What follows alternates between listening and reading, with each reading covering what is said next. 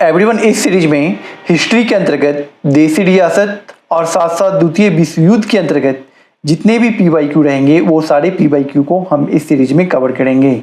चलिए स्टार्ट करते हैं। फर्स्ट क्वेश्चन क्या कह रहा है, 1927 की बल्टर कमेटी का उद्देश्य था, क्या था उद्देश्य? भारतीय सेना का आधुनिकीकरण करना या भारतीय कृषि का आधुनिकीकरण करना, राष्ट्रीय समाचार पत्रों पर सेंसर लागू करना या भारत सरकार तथा देशी राज्यों के मध्य संबंधों को सुधारना। बल्टर कमेटी का उद्देश्य क्या था? बल्टर कमेटी का उद्देश्य भारत सरकार तथा देशी रियासतों के मध्य संबंधों को सुधारना इसका उद्देश्य था।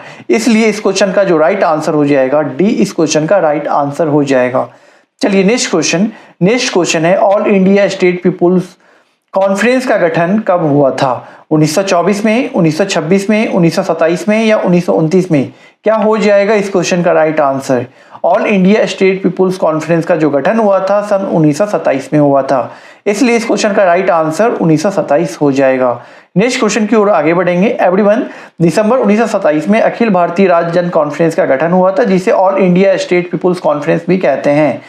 इसका मुख्य रूप से देशी रियासतों से आए 1500 से अधिक राजनीतिक कार्यकर्ताओं ने भाग लिया था, जिनमें बलवंत राय मेहता या मन्नीलाल कोठरिया और जी.आर. अभ्यंकर जैसे मुख्य नेता इनमें भूमिका निभाई थी। ठीक है एवरीवन, चलिए क्वेश्चन देखेंगे। निम्नलिखित में से कौन वर्ष 1939 में भारत प्रजामंडल यानी कि all India state people's conference का अध्यक्ष था? 1939 में भारतीय प्रजामंडल, जिसे all India state people's conference कहा जाता है, उसका अध्यक्ष कौन थे? बताइए, जयप्रकाश नारायण, जवाहरलाल नेहरू या शेख अब्दुल्ला, सरदार वल्लभ भाई पटेल? क्या होगा इस क्वेश्चन का राइट आंसर?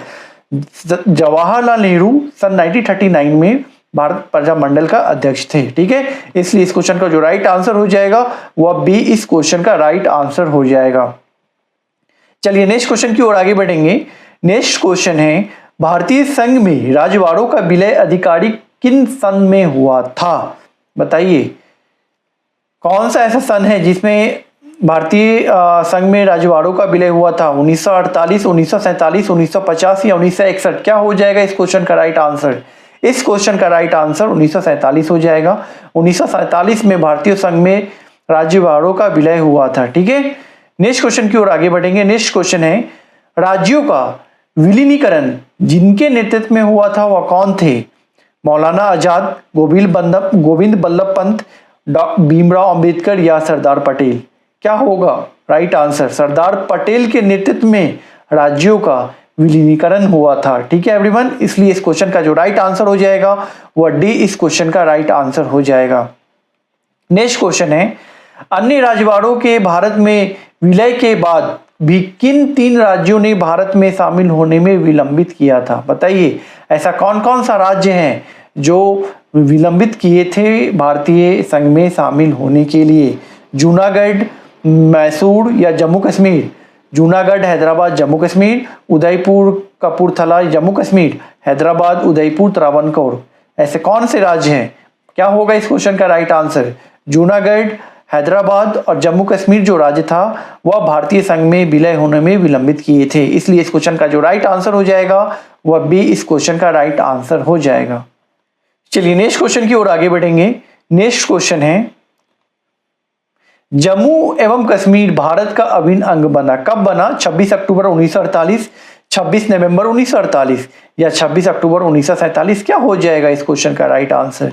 26 अक्टूबर 1947 को जम्मू एवं कश्मीर भारत का अभिन्न अंग बना था।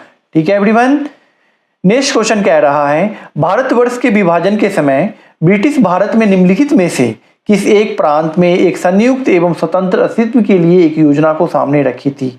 ऐसा कौन सा राज्य था जो संयुक्त एवं स्वतंत्र अस्तित्व के लिए एक योजना को सामने रखा था? पंजाब, असम, बंगाल या फिर बिहार? क्या हो जाएगा इस क्वेश्चन का राइट आंसर? इस क्वेश्चन का राइट आंसर हो जाएगा पंजाब। पंजाब जो था वह संयुक्त एवं स्वतंत्र अस्तित्व के लिए एक योजना को सामने रखा था। ठीक है एवरीवन, चलिए नेक्स्ट क्वेश्चन की ओर आगे बढ़ेंगे। नेक्स्ट क्वेश्चन है, निम्नलिखित देशी राज्यों में से कौन यथावत समझौते पर पक्षधर था? कौन था? हैदराबाद, जम्मू कश्मीर, जूनागढ़ या मैसूर? क्या होगा इस क्वेश्चन का राइट आंसर?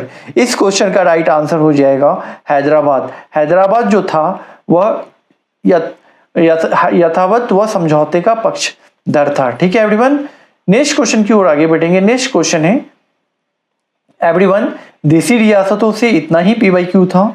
अब हम स्टार्ट करेंगे द्वितीय विश्व युद्ध के अंतर्गत जो भी PYQ रहेगा उसको देखते हैं।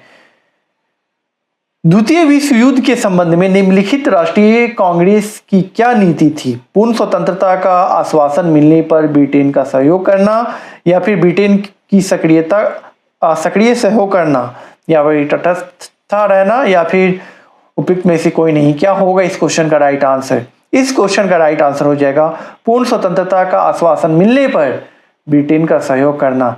द्वितीय विश्व युद्ध में तभी भाग लेंगे भारतीय जब पूर्ण स्वतंत्रता का आश्वासन उन्हें मिलेगा। ठीक है, यह भारतीय राष्ट्रीय कांग्रेस की नीति थी। ठीक है एवरीवन, चलिए नेक्स्ट क्वेश्चन देखेंगे। नेक्स्ट क्वेश्चन है द्वितीय महायुद्ध कब समाप्त हुआ था? 1937, 1918, 1946 या 1945? कब हुआ था एवरीवन? द्वितीय विश्व युद्ध जो चला था वह सन 1939 से लेकर के 1945 तक चला था, इसलिए इस क्वेश्चन का राइट आंसर 1945 हो जाएगा। प्रथम विश्व युद्ध कब से कब तक चला था एवरीवन? वह 1914 से लेकर के 1918 तक प्रथम विश्व युद्ध चला था। ठीक है एवरीवन, चलिए नेक्स्ट क्वेश्चन देखेंगे। द्वितीय विश्व युद्ध के समय ब्रिटेन का प्रधानमंत्री कौन था? बताइए क्या होगा इस क्वेश्चन का राइट आंसर? क्लीमेंट एटली, या एंथोनी इंडेन, या विंस्टन चर्चिल, या हेराल्ड विल्सन? एवरीवन, इस क्वेश्चन का राइट आंसर आप हमें कमेंट बॉक्स में लिख करके बताएंगे क्या होगा। ठीक है एवरीवन, आज के लिए हम इतना ही रखेंगे। हम नेक्स्ट सीरीज में नेक्स्ट टॉपिक के PYQ के साथ मिलेंगे। ठीक है, तब तक के लिए आप इस सीरीज के साथ बने रहें। यह सीरीज अगर आपको पसंद आ रही हो तो आप इस सीरीज के साथ अवश्य जुड़ सकते हैं। तब तक के लिए धन्यवाद।